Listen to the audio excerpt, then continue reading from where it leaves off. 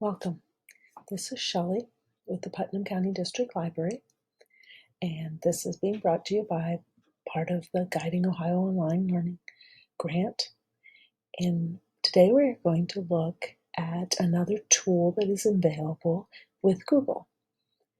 What we are going to look at is referred to as Google Drive.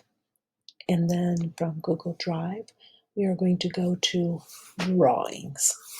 Drawings can be found if you go to your Drive, first of all, which all I did was I go up here to my 9 little menu buttons here, and I go to Drive, which is what was showing when we started the recording.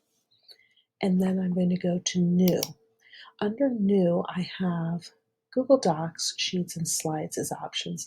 But if I go down here, I have More, and Google Drawings is one of the options available. So I'm going to click on that. Now with Google Drawings, what this allows you to do is to design and create vector style images. And the area that is this checkered background, that is your actual work area that will be what will be saved.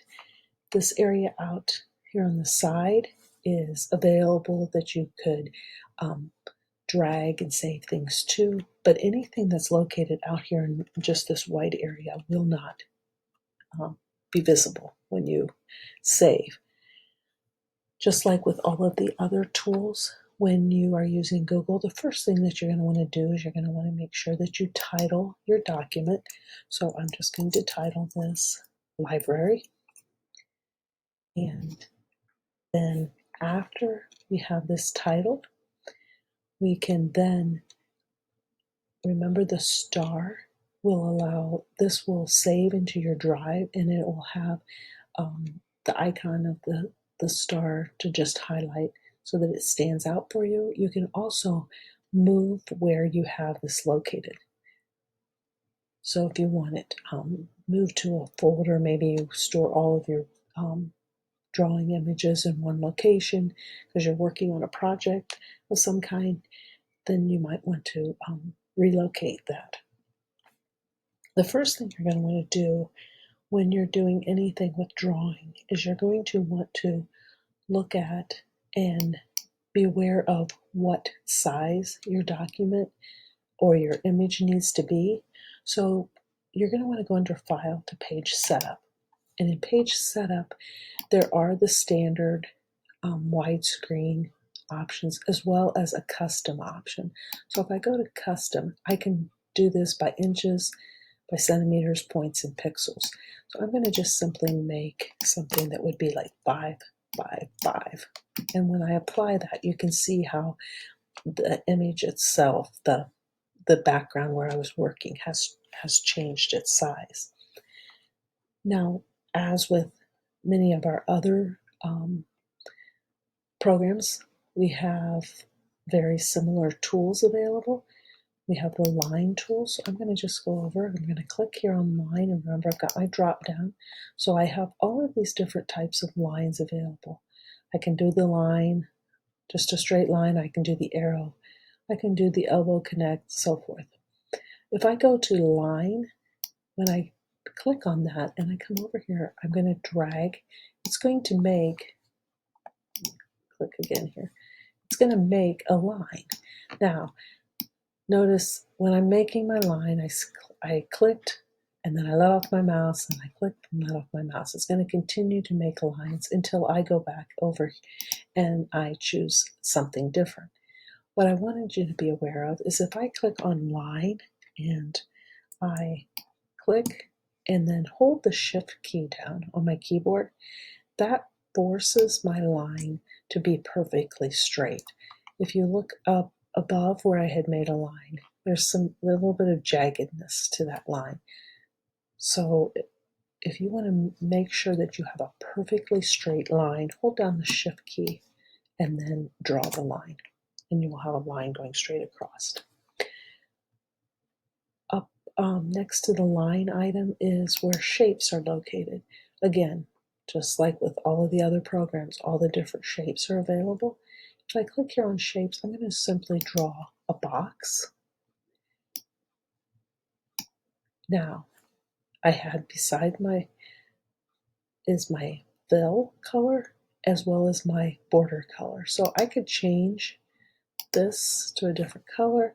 I can change my border to a different color. I can also change the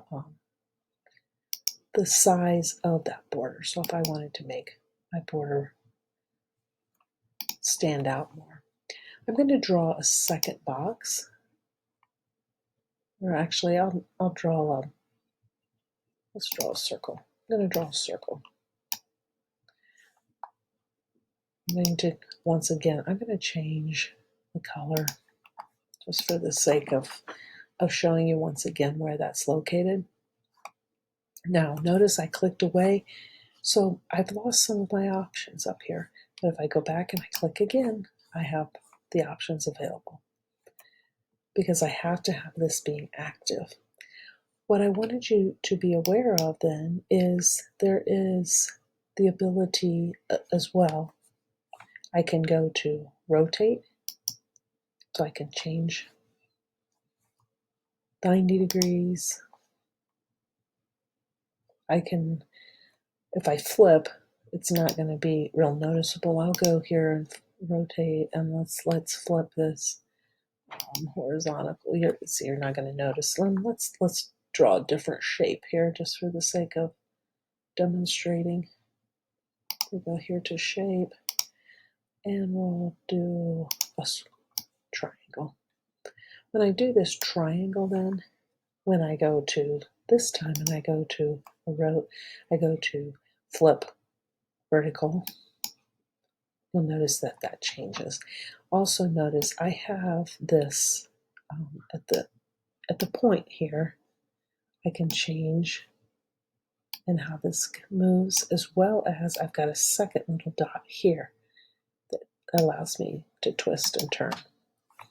So those are all the different ways that you can alter and move images and objects around on the page. Then let's look at the fact that when you have an object such as this rectangle, for example, I can go under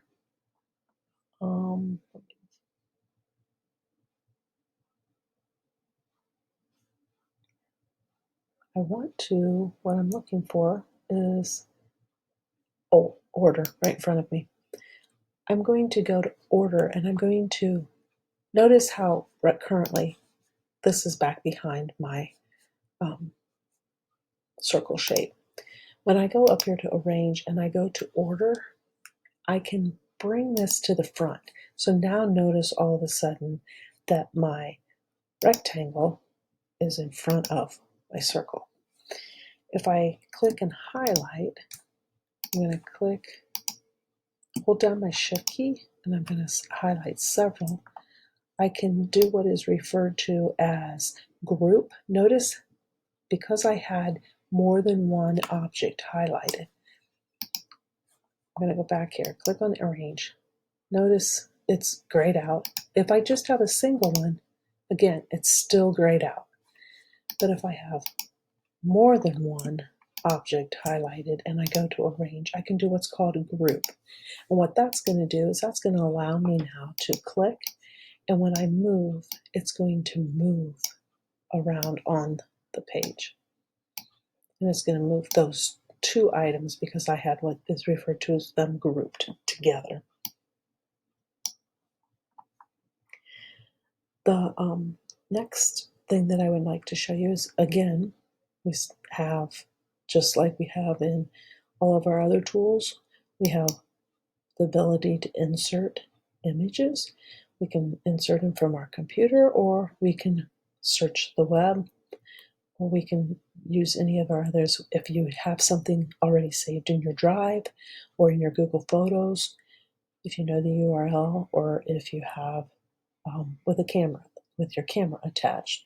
So I'm going to go here and search the web, and I'm simply going to type in the word tiger. And when I click on tiger, I'm going to have all of these different images come up. And if I click and drag, I can click and drag it over, or I can click and do an insert. Now notice that my image is on my screen. However, remember, as I have talked about before, that only what is in this checkered area is going to be actual a part of my image when I print. So I would want to change the size of this, and remember I grab by corners to move to change the size. And again, just like with the shapes, I can turn the image around. I can also, if I have this highlighted, I can go to my format options, and I can actually recolor. So I could change my lion, or my my tiger. I could change my tiger, and I could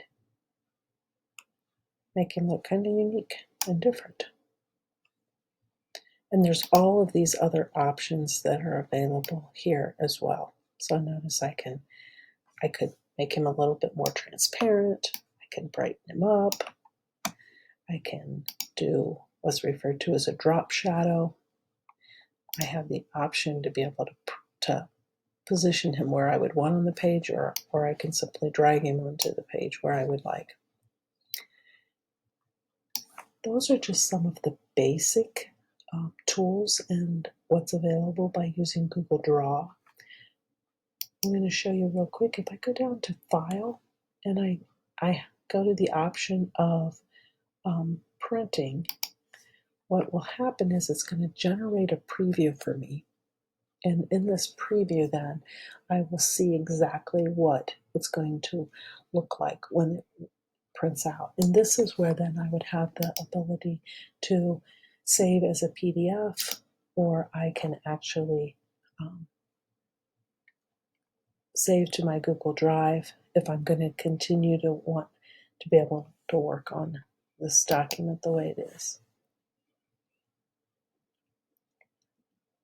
Thanks for joining us this week, and we look forward to seeing you next week as we do more learning online.